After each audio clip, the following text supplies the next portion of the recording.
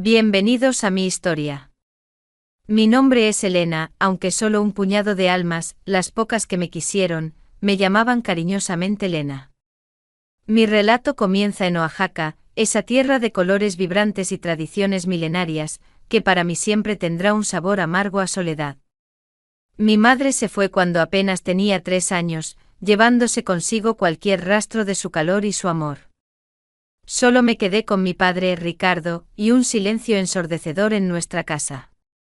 Durante algunos años, de algún modo, nos las arreglamos, él abrumado por el trabajo y, quizás, perdido en su propio duelo, no supo llenar el vacío. Cuando cumplí los 5, Carmen entró en nuestras vidas. Decían que yo necesitaba una nueva madre y él una esposa que se ocupara del hogar. Pronto comprendí que Carmen no era ni madre ni un refugio cálido. Era la madrastra de esos cuentos que leía en los libros viejos, severa, indiferente y con el tiempo francamente cruel. La llegada de Jorge y un año después la de Miguel, sus hijos con mi padre, selló mi destino. Me volví invisible, una carga que había que soportar, pero no amar. Mis necesidades, mis sueños e incluso mi derecho básico a la paz fueron sistemáticamente ignorados. Ricardo, cegado por su afecto hacia Carmen y el orgullo por sus hijos, rara vez me defendía. Silencio, son tus hermanos, tienes que obedecerlos, esa era su respuesta estándar a mis tímidas quejas. Me golpeaban, me insultaban, me humillaban a cada paso, y yo aprendía a callar y a aguantar.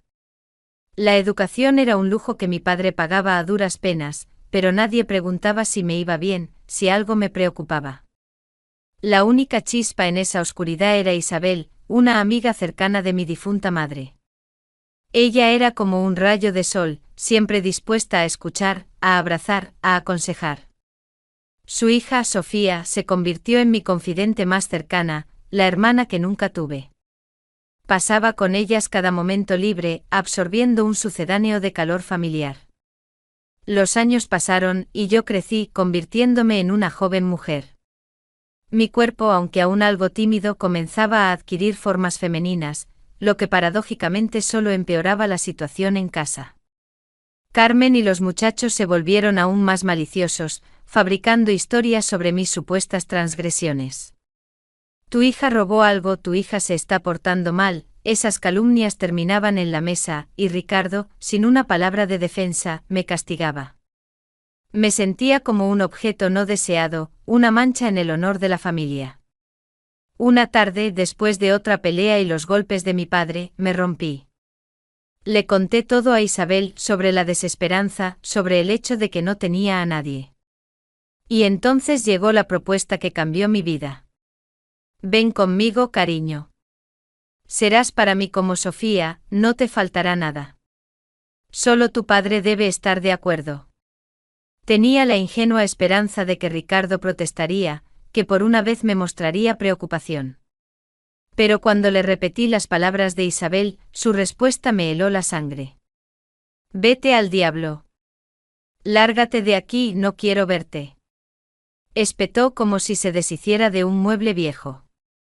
Rota, humillada, pero al mismo tiempo extrañamente libre, empaqué mis escasas pertenencias y partí hacia la Ciudad de México. Me sentía como una carga que había sido soltada, pero también como un pájaro liberado de su jaula. Isabel me recibió con los brazos abiertos. Ese fue el año y medio más feliz de mi vida. Un rincón limpio, sin insultos, nadie me explotaba con trabajos pesados. Pero al mismo tiempo veía que Ricardo no se interesaba por mi suerte, no enviaba dinero, no preguntaba nada. No podía ser una invitada eterna. Decidí que debía valerme por mí misma. Dejé los estudios y empecé a buscar trabajo. Quería ganar mi propio dinero, no ser una carga para Isabel, quien ya había hecho tanto por mí. Los comienzos fueron difíciles. Aceptaba trabajos variados, desde ayudar en tiendas hasta limpiar casas, pero en todas partes encontraba lo mismo: falta de respeto, miradas insistentes, propuestas ambiguas. Era joven, demasiado frágil para oponerme, demasiado sola para tener apoyo. Cualquiera que conociera mi historia parecía considerarme una presa fácil. Mi ropa, aunque sencilla, siempre trataba de elegirla para resaltar mi feminidad. Pero sin vulgaridad. Un vestido ligero y vaporoso en tono verde botella que acariciaba mi figura, o una blusa ajustada de punto fino, siempre combinada con cómodas pero elegantes bailarinas, debían darme confianza. Siempre llevaba un delicado medallón de plata, un recuerdo de mi madre, oculto bajo la ropa, como un talismán. Cada mirada intrusiva, cada comentario me hacía sentir desnuda, expuesta al juicio, lo que me provocaba miedo y asco. Huía de esos lugares antes de que algo pudiera suceder. Finalmente la suerte me sonrió. Encontré trabajo en una casa hogar para niños y jóvenes, un lugar donde la gente era realmente amable, respetuosa y comprensiva. Allí sentí que podía respirar libremente. Entre los voluntarios y empleados conocí a Andrés. Él era como yo, solo, sin familia, con su propia historia difícil. Vivía en un pequeño apartamento de 2 habitaciones, amueblado con muebles antiguos pero sólidos de sus padres. Empezamos a hablar, a compartir experiencias. Sentía que lo entendía sin palabras y él a mí. Su respeto, su delicadeza, la ausencia de gestos intrusivos, era algo que nunca antes había experimentado. Mi corazón, hasta entonces cerrado y cauteloso, comenzó a abrirse a ese calor inusual. Sentía que finalmente había encontrado a alguien que me veía como persona, no como objeto. Andrés se acercaba a mí lentamente con respeto, construyendo la confianza ladrillo a ladrillo. Cada una de sus miradas, cada uno de sus gestos parecía puro y lleno de afecto. Estaba perdidamente enamorada de él. Por eso, cuando un día, durante un paseo por el centro de la Ciudad de México, a la sombra de los coloridos edificios coloniales, me declaró su amor y me pidió que me casara con él, sentí que el mundo por fin comenzaba a girar en la dirección correcta. No podía creerlo. Un hombre que me trataba como un tesoro quería casarse conmigo. Selena, que no tengo mucho que ofrecerte, comenzó su voz llena de incertidumbre. Solo tengo este pequeño apartamento con los muebles de mis padres. No puedo pagar una gran boda, una recepción lujosa, un nuevo ajuar. Solo te quiero a ti, tu amor y nuestra vida juntos.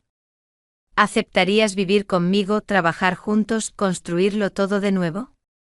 Lo miré, viendo en él la salvación, el refugio que tanto necesitaba. Su humildad, su sinceridad y la similitud de nuestros destinos me confirmaron que él era mi ángel guardián. Sí, Andrés. Sí. Exclamé lanzándome a sus brazos. No importaba el dinero, el estatus ni los lujos. Importaba el amor, el respeto y la perspectiva de estar con alguien que me entendía. Nuestra boda fue modesta, silenciosa, solo en presencia de algunos testigos, incluyendo, por supuesto, Isabel y Sofía. Ese día me sentí hermosa, incluso con un vestido sencillo y claro de encaje delicado que Isabel me ayudó a coser. Los tacones a juego en color crudo, a pesar de su altura, me daban confianza. Me sentía como una verdadera novia, por fin valorada, por fin amada. Por la noche, en nuestro nuevo y viejo apartamento en la Ciudad de México, llegó el momento que había esperado toda mi vida. Vestida con una suave bata de seda en tono perla, con delicados tirantes de encaje, me sentía a la vez tímida y llena de esperanza. Esperaba esa intimidad, la confirmación de su amor. Andrés se sentó a mi lado en el borde de la cama, la tristeza acechaba en sus ojos. Lena, cariño, comenzó y su voz tembló. Tengo que confesarte algo. No puedo, no soy capaz de consumar nuestro matrimonio. Visité a un médico, hay esperanza de tratamiento, pero será caro y llevará tiempo. Mi mundo se detuvo por un momento. Shock, incredulidad, y luego una ola de compasión. ¿Acaso el destino quería quitarme algo de nuevo? Pero sus tiernos abrazos, sus palabras de amor y apoyo, seré para ti padre, esposo, hermano, todo lo que necesites, calmaron mi dolor. No importa, Andrés, susurré, acurrucándome en sus brazos. Saldremos adelante. Estaremos juntos y el resto se arreglará. Creí en sus palabras, en nuestro objetivo común. Pasaron semanas, luego meses. El tratamiento de Andrés no avanzaba, y yo anhelaba cada vez más tener un hijo. Ansiaba un pequeño ser que llenara el vacío de mi corazón, que creara una verdadera familia. Hablé con él al respecto, rogándole que encontrara una solución, para que tuviéramos nuestra alegría. Su respuesta fue como un golpe. Cariño, si tanto anhelas un hijo, tengo un amigo. Muy cercano. Si se lo pido, seguro nos ayudará.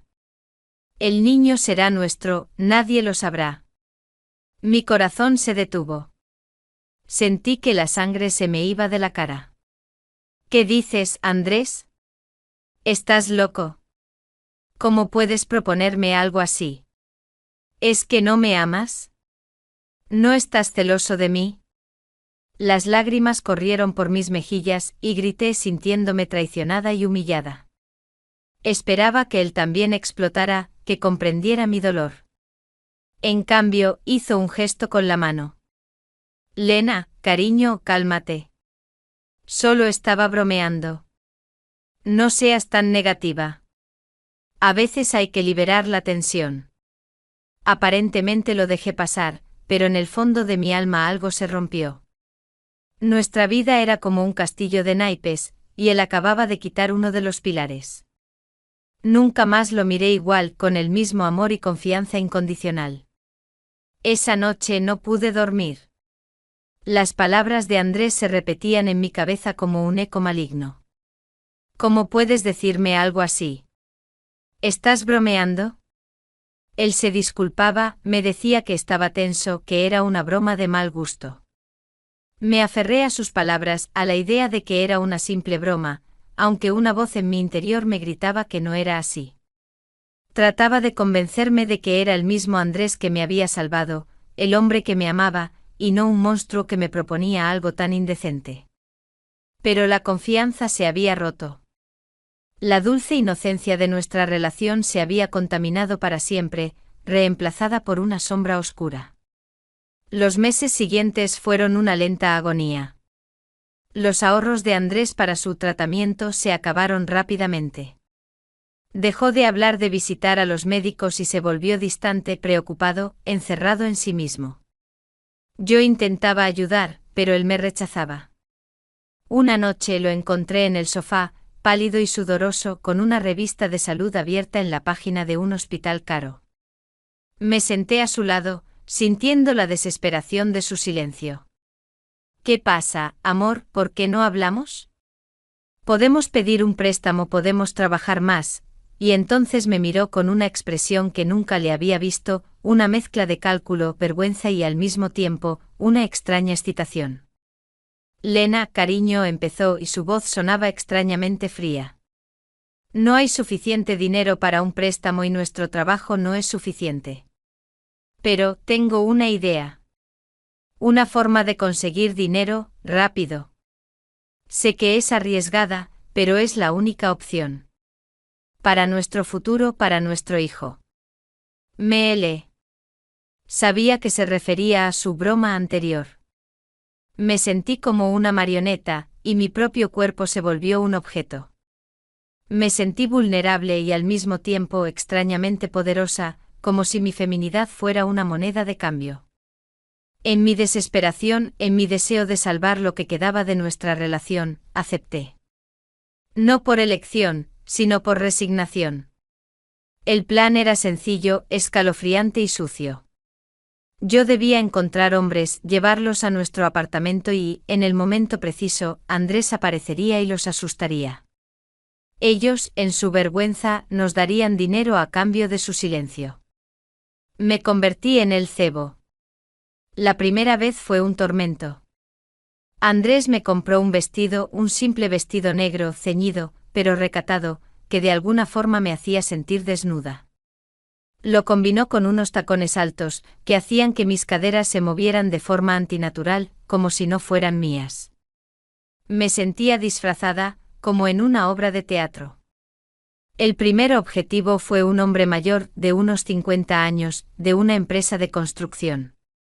Me senté con él en un café, actuando como una mujer ingenua y sola, coqueteando de una manera que me hacía sentir sucia por dentro. Él se rió, hizo chistes vulgares, me miró de una manera que me hizo temblar, sintiéndome como un objeto en exhibición. Cuando llegamos al apartamento, Andrés estaba escondido, observándonos a través de una rendija en la puerta. Los ojos de Andrés eran tan fríos como los de ese hombre. Cuando el hombre se puso más directo, la puerta se abrió y Andrés apareció con una expresión de ira falsa. El hombre, avergonzado y asustado, nos dio su cartera y huyó. En los ojos de Andrés no había ni una pizca de vergüenza. Solo satisfacción, como si hubiera ganado un juego. Y en mi alma, solo sentí un vacío helado. La rutina se volvió nuestra nueva normalidad. Nos mudamos a un apartamento más grande en una zona mejor de la Ciudad de México, con muebles modernos y lujosos. Mis ropas de lino y algodón fueron reemplazadas por vestidos elegantes y trajes de seda, que ahora elegía Andrés, como si estuviera vistiendo a un maniquí. Me sentía más atractiva y deseada, pero la sensación de no ser dueña de mi propio cuerpo no me dejaba. Los hombres que atraía eran de todo tipo, jóvenes, mayores, tímidos, agresivos. En cada uno de ellos veía el mismo tipo de soledad. Con el tiempo mi vergüenza se convirtió en apatía, en un cinismo que me hacía sentir poderosa de una forma perversa. Aprendí a manipular sus miradas, sus palabras, a darles lo que querían ver sin entregar nada de mí. Los trataba como simples objetos, marionetas en mi juego. Andrés, a su vez, se convirtió en un depredador calculador. Su debilidad ya no era un problema porque el sexo con extraños no era su fin. Él no era un marido, era un proxeneta que usaba mi cuerpo para su enriquecimiento, un cazador cobarde que solo se sentía poderoso a través de mi humillación. A veces me quedaba parada frente al espejo observando mi cuerpo en la ropa cara que él compraba para mí. Un vestido de satén azul oscuro, tan suave que apenas lo sentía sobre mi piel, un corsé que me hacía sentir como si estuviera atada, una falda de cuero que crujía con cada paso. Miraba mi reflejo y no me reconocía. Era una mujer fatal, una mujer de negocios, pero ya no era Elena. Era un caparazón vacío, cuya única función era atraer. Una tarde Andrés se puso a contar fajos de billetes y por un momento, me pareció ver algo de su viejo yo, el chico que conocí. Me llené de una falsa esperanza y le pregunté, Andrés, ya tenemos mucho dinero, ¿cuándo vamos a ir al médico, cuándo tendremos un hijo? Él levantó la vista, y en sus ojos no había ni una pizca de la ternura que una vez conocí. Se rió con una risa seca, sin alegría. Hijo, ¿por qué querrías un hijo mío? ¿Para qué el tratamiento? Tienes tantos clientes. Si tanto lo deseas, ¿por qué no eliges a uno de ellos para que te embarace? El niño será mío, lo criaremos juntos. Y nadie lo sabrá. Mi corazón se rompió en 1000 pedazos. Me di cuenta de que su debilidad no era su problema, sino yo misma, mi cuerpo y mi alma. En sus ojos nunca había sido su esposa, su compañera, su igual. Siempre fui solo su mercancía. Las palabras de Andrés cayeron sobre mí como una lluvia ácida, quemando lo poco que quedaba de mi alma. Si tanto lo deseas, ¿por qué no eliges a uno de ellos para que te embarace? Me quedé inmóvil, mirando a mi alrededor, a los muebles caros, a la ropa de lujo que colgaba en el armario. Todo lo que había logrado con mi humillación. Pero no había calidez, no había amor, no había nada de lo que alguna vez soñé. En esa noche de profunda desesperación, comprendí una verdad horrible: yo había vendido mi alma, y a cambio no había obtenido nada. No tenía ni amor, ni respeto, ni a un esposo de verdad. Y entonces de la podredumbre de mi ser, de la vergüenza más profunda, surgió una idea retorcida. Un plan. Si él me veía como un objeto, ¿por qué no usar mi cuerpo como un arma para obtener lo que realmente quería? Mi deseo de un hijo era puro. No era egoísta, no era sucio. Era mi último intento de encontrar un significado, un propósito en esta vida rota. Me dije a mí misma, No es un acto de prostitución. Esto es un acto de amor desesperado. Una venganza contra un hombre que me robó mi alma. Si él me consideraba solo un vientre, me aseguraría de que ese vientre le diera la espalda y le negara lo que más anhelaba, el control. Y así, con una frialdad que me sorprendía a mí misma, empecé mi nueva misión. A partir de ese momento, cada uno de mis encuentros se convirtió en un ritual frío y calculado. No sentía nada. Los hombres eran objetos, piezas de un rompecabezas cuyo único fin era darme la pieza que faltaba, un hijo. Me sumergí en la interpretación, como una actriz en el teatro. Ahora mis faldas eran un poco más cortas. Mis blusas un poco más transparentes. Me sentía tan vacía por dentro que la idea de que los demás me vieran por fuera no me importaba. Me vestía con una especie de uniforme que reflejaba mi nuevo rol. Un vestido ajustado de cuero negro con cremalleras discretas, que a veces me dejaba sentir una extraña sensación de poder, de ser una mujer dominante en control de la situación. O un corsé de encaje blanco que me recordaba la fragilidad y la pureza de la novia que fui una vez, pero al mismo tiempo me hacía sentir como una muñeca en exhibición, lista para ser usada. Las medias negras de seda, que mis clientes a menudo admiraban, me recordaban que mi cuerpo era un instrumento para un propósito, nada más. En mi cabeza había un único objetivo: concebir. Desconecté mi mente de mi cuerpo, permitiendo que mi cuerpo hiciera lo que tenía que hacer, mientras mi mente permanecía en un lugar seguro, lejos de la habitación. Era un acto de supervivencia psicológica. Era la única manera de seguir adelante. Los días se convirtieron en semanas, las semanas en meses. En mi corazón, anhelaba un hijo con una intensidad que me asustaba. Lo quería con toda la fuerza de mi ser. Me convencí de que en cuanto supiera que estaba embarazada, abandonaría esa vida. Me sentía tan sucia, tan llena de culpa, que solo el pensamiento de una nueva vida dentro de mí me daba la fuerza para seguir. Después de cada encuentro tomaba un baño caliente y me frotaba la piel con un cepillo hasta sentir que me arrancaba la última capa de suciedad. Pero la suciedad no estaba en mi piel, estaba en mi alma. Un día, me di cuenta de que mi ciclo menstrual se había detenido. Por primera vez en meses sentí una emoción real, una ola de esperanza. Compré una prueba de embarazo.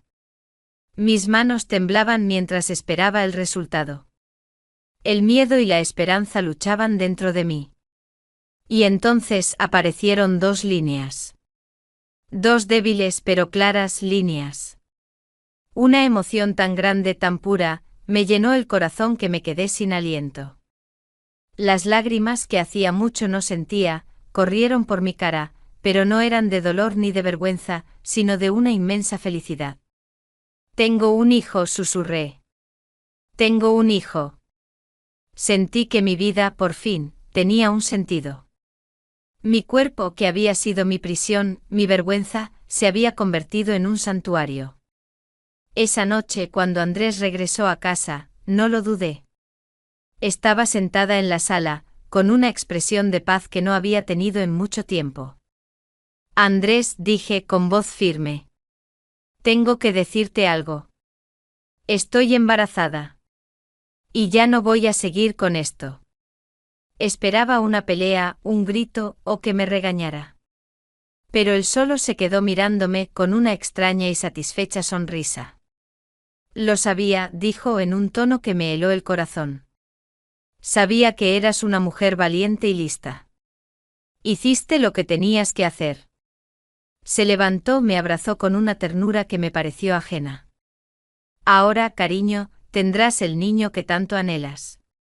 Pensé que finalmente había recuperado a mi esposo. Que el dinero nos había cambiado para bien. Que seríamos una familia. Pero la ilusión no duró ni un minuto. Sentándome de nuevo en el sofá, su voz se volvió extrañamente formal, como la de un hombre de negocios cerrando un trato. Hay algo más que necesito que sepas, Elena. Ya tengo un plan. En cuanto nazca, lo venderemos.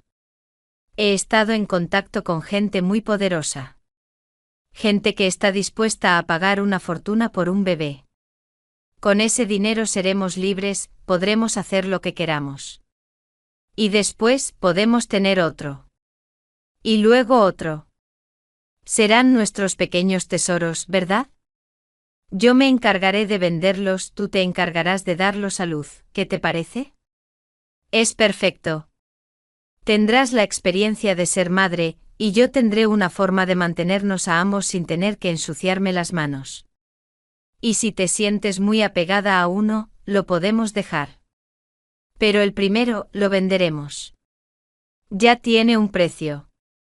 Las palabras de Andrés fueron un golpe más fuerte que cualquier golpe físico. Me di cuenta de que su verdadero negocio no era robar. Era el tráfico de personas. Y que yo era su mercancía más valiosa. Fui un objeto en su juego, un simple vientre que él pensaba utilizar como una fábrica de dinero. Toda mi esperanza se derrumbó. Sentí que no había salvación para mí. Sus palabras, frías y calculadoras, me perforaron como un cuchillo de hielo. Lo venderemos. Tendrás más. Sentí que el mundo que yo había construido con tanto dolor y esperanza se desmoronaba. Lo miré y la persona que una vez creí amar, el hombre al que había llamado mi esposo, se había convertido en un extraño, un monstruo.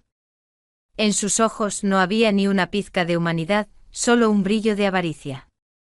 Comprendí que su verdadero negocio no era el chantaje ni la prostitución, era el tráfico de personas. Yo no era una compañera, no era una esposa, era solo un vientre que él pensaba utilizar como una fábrica de dinero. Toda mi esperanza se derrumbó. En ese momento de completa desesperación, tomé la decisión más difícil y dolorosa de mi vida. Si la única manera de proteger a mi hijo de ese monstruo era negarle la vida, lo haría. Preferiría perderlo yo misma que dejar que él lo convirtiera en una mercancía. Fue un acto de amor definitivo, una venganza fría, mi último intento de recuperar algo de control sobre mi propio destino. Y así, el santuario que mi cuerpo había llegado a ser se transformó de nuevo en una prisión. Comencé a buscar en secreto, a escondidas, mientras él creía que yo seguía siendo su dócil instrumento. Me vestía con ropa holgada para ocultar el incipiente embarazo, un suéter de lana que me hacía sentir segura y a la vez me sofocaba. Busqué en los rincones más oscuros de Internet, en los foros secretos, clínicas que realizaran el procedimiento de forma confidencial. El miedo se mezclaba con una determinación de acero. Este no era un acto impulsivo, era un plan, un sacrificio. Vendí algunas de mis joyas, los únicos objetos de valor que me había quedado de la vida con Andrés, para pagar el procedimiento. Mi alma se sentía como si estuviera a la deriva, pero mi cuerpo era una máquina en movimiento. La soledad de mi decisión era abrumadora. No podía decírselo a nadie, ni a Isabel ni a Sofía, porque sabía que no lo entenderían. Era un secreto que pesaba más que mi propio ser. El día llegó. Bajo el pretexto de visitar a una amiga, dejé el apartamento. El sol de la Ciudad de México parecía más brillante que nunca, como una burla a la oscuridad que llevaba dentro. La clínica era un lugar discreto, escondido en un edificio antiguo. Dentro, el silencio era ensordecedor. Las paredes blancas, el aire frío. Me sentía como si entrara en otro mundo, un lugar donde las decisiones que cambiaban la vida se tomaban sin emoción. Cuando me senté en la camilla, las lágrimas empezaron a caer. No lloraba por el dolor físico que sentí, sino por la pérdida de la esperanza, de ese pequeño ser que ya amaba. Por el sueño que iba a morir. Sentí un vacío que me dolió más que cualquier otra cosa. Un dolor que me atravesó hasta lo más profundo del alma. Fui a la clínica como una mujer con una vida rota, y salí de ella como una con el corazón roto. Había protegido a mi hijo, pero a un precio terrible. Los siguientes días fueron una agonía silenciosa. Me sentía vacía, exhausta y entumecida. No quería comer, no quería hablar, no quería nada. Andrés no se dio cuenta, absorto en sus planes para el futuro. Hablaba de las fortunas que haríamos, del lujo en el que viviríamos. Sus palabras, que alguna vez me dieron esperanza, ahora me sonaban huecas y crueles. La verdad salió a la luz de la forma más cruel imaginable. Una tarde Andrés encontró el recibo de la clínica, que había olvidado en el bolsillo de mi chaqueta. Su rostro, que hasta ese momento había estado iluminado por la codicia, se oscureció. Sus ojos se volvieron dos pedazos de carbón ardiente. «¿Qué es esto?», gritó, agitando el recibo en el aire. «¿Qué has hecho?». Su voz no era la de un marido que acaba de perder a su hijo, era la de un hombre que ha perdido un negocio. «¿Qué hiciste con nuestro bebé, Elena? ¿Qué hiciste con mi dinero?». Me levanté sintiendo una furia fría que se apoderaba de mí. No había lágrimas, solo rabia. «Lo salvé de ti», respondí con voz firme. «No soy una fábrica de bebés. Soy una mujer. Y no voy a darte un hijo para que lo vendas como un objeto». Su grito retumbó en todo el apartamento. Me llamó maldita. Fracaso, estúpida, y dijo que yo había arruinado la oportunidad de su vida. Me agarró por los brazos, sus dedos hundiéndose en mi piel. Pero yo ya no sentía dolor. Solo sentía asco. «Te dije que era una maldita. Arruinaste el negocio de mi vida. Te aprovechaste de mí». En sus ojos no había ni una gota de amor, solo avaricia. Comprendí que todo desde el principio había sido una mentira. «Quiero el divorcio, Andrés», dije con voz clara. «No quiero nada de ti. Vete al infierno, te casaste con un demonio». Él soltó mis brazos con un gesto de desprecio. «¿Divorcio? ¿Qué harás sin mí? Vete. No te necesito. Ya no me sirves. Eres una maldita. Encontraré a otra que sí sirva». No hubo lágrimas ni ruegos. Solo una liberación final. Tomé mi bolso, dejé mi anillo de bodas en la mesa y me fui. Me fui sin nada, con la tranquilidad de haber salvado a mi hijo de un destino terrible.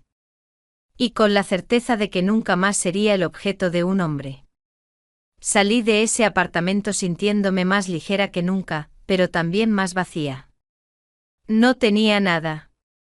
Mi anillo de bodas, los vestidos caros y los muebles lujosos se quedaron atrás. Lo único que me llevé fue mi dolor y la extraña certeza de que, por primera vez en mi vida, había tomado una decisión por mí misma, una decisión que no tenía nada que ver con complacer a nadie. Caminé por las calles de la Ciudad de México hasta la casa de Isabel. Cuando llegué me sentía como un fantasma. Me abrió la puerta y no dijo nada. No hubo preguntas ni reproches, solo un abrazo tan fuerte y lleno de amor que me quebré por completo. Lloré no por lo que había perdido, sino por todo lo que había soportado. La recibí y en ese abrazo me sentí de nuevo como una niña pequeña, protegida y segura. «No importa, mi niña», susurró. «Todo va a estar bien. Aquí estás en casa». Isabel y Sofía se convirtieron en mis ángeles. Me dieron un espacio seguro para sanar, para llorar y para simplemente ser. Pero la curación no fue fácil. Todas las noches, revivía el momento en que había tomado esa decisión. Sentía un dolor fantasma, un vacío en mi vientre y en mi alma. Me sentía culpable, me sentía sucia. No podía perdonarme por haber sacrificado a mi propio hijo. Pero Isabel, sin saber la historia completa, me abrazaba y me decía que era una mujer fuerte, que había hecho lo que tenía que hacer. Su apoyo incondicional me ayudó a empezar a perdonarme a mí misma. De a poco empecé a entender que la decisión que tomé no fue un acto de maldad, sino un acto de amor. Un sacrificio para que una vida no cayera en las manos de un monstruo. Con el tiempo empecé a reconstruirme pieza por pieza. Tiré a la basura toda la ropa que Andrés me había comprado y la reemplacé con prendas sencillas y cómodas. Vestidos de lino de color beige, blusas de algodón y faldas largas que me hacían sentir libre. No buscaba la belleza en la ropa, sino en la comodidad y la sensación de ser dueña de mi propio cuerpo. Empecé a cuidar mi cabello, lo dejé crecer, y a caminar sin prisa, observando la belleza que me rodeaba. Ya no me vestía para los demás, me vestía para mí misma. Mi cuerpo, que había sido una herramienta y un objeto, se convirtió en mi santuario. Pasaba horas sentada en los parques, leyendo libros que me hacían soñar, o simplemente observando a la gente. Reflexioné sobre toda mi vida, desde la indiferencia de mi padre en Oaxaca hasta la crueldad de Andrés. Y entendí que todo estaba conectado. Mi padre, al no amarme, me había dejado una herida profunda que me hacía buscar el amor desesperadamente, incluso en lugares equivocados. No importaba si era en mi propio hogar o en el abrazo de un extraño. Era la misma herida. Pero ahora, por fin, esa herida podía empezar a sanar. Con el paso de los meses, recuperé mis fuerzas. Volví al lugar donde mi vida se había dividido, la casa hogar para niños. Ahí sentí que podía ser útil de verdad. Ayudar a los niños, a esos pequeños seres vulnerables, me ayudó a sanar. Me daba un propósito, una razón para vivir. El amor que sentía por ellos llenaba el vacío que Andrés había creado. Sentí que, de alguna manera, el amor que nunca pude darle a mi hijo, podía dárselo a los niños que lo necesitaban. Un día, un hombre llegó al centro. Un nuevo benefactor. Se llamaba Diego. Era un hombre de unos 50 años, elegante, vestido con un traje de lino impecable. Era carismático y su presencia llenaba toda la sala. Los niños lo querían de inmediato. Lo observaba, sintiendo una extraña mezcla de admiración y miedo. Su mirada era como un láser, me miraba directamente a los ojos. Hablaba de su deseo de ayudar a la fundación, pero había algo en su voz que me hizo sentir incómoda. Me recordó a Andrés, pero en una forma más refinada. Una tarde me llamó a un lado y me dijo con una voz suave pero penetrante: Elena. Sé quién eres. Sé lo que te ha pasado. Y sé el sacrificio que has hecho. Mi sangre se congeló. ¿De qué está hablando? Susurré. Él se rió, un sonido tranquilo y calculador. Andrés es un hombre pequeño. Un pez en un gran estanque. Un simple negociante, pero que te encontró a ti, que eres un verdadero tesoro. He estado buscando mujeres como tú, mujeres que han conocido la oscuridad, que han hecho sacrificios. Mujeres que lo han perdido todo, pero que aún tienen un alma. Por eso tengo una propuesta para ti. Ven a trabajar conmigo. Te daré todo lo que perdiste.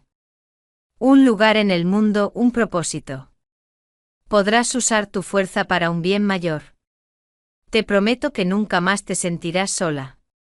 Sus palabras sonaban como la salvación, pero en su mirada, en la forma en que pronunciaba la palabra sacrificio, vi algo que me hizo temblar. No era un benefactor, era un depredador. Él sabía de mi aborto. Él sabía de mi dolor. Y lo que es peor, me di cuenta de que él era uno de los peces grandes de los que Andrés había hablado. Me sentí como un animal, rastreado y acorralado. Mi escape, mi libertad, había sido una ilusión. El círculo no se había roto, solo se había hecho más grande. El mal que creía haber dejado atrás era una red, un laberinto sin fin. Y yo, con mi sacrificio, acababa de hacer un movimiento que me puso directamente en el centro de ese laberinto.